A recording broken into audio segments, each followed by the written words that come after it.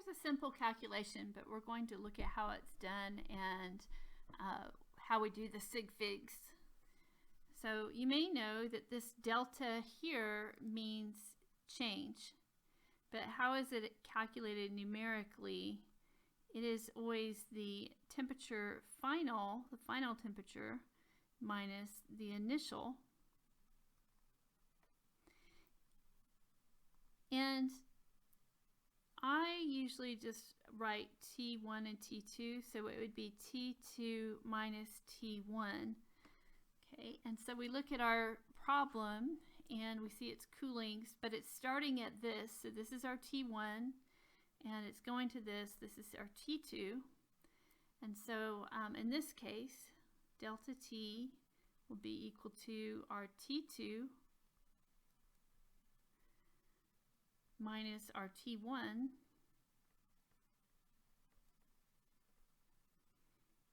of course this is in Celsius. And remember, when we add and subtract, we do not count sig figs. We need to line them up by the decimal and then cut them off according to where the one that extends least far to the right. So this is kind of a funny way to write it, but I'm going to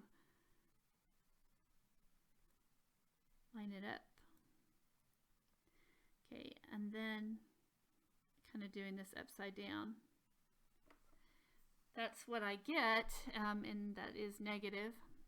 If I put in my calculator, I see that. If I put this in my calculator would just say -1, wouldn't it?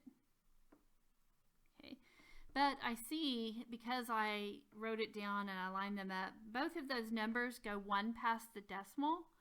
So I need to make my answer go 1 past the decimal.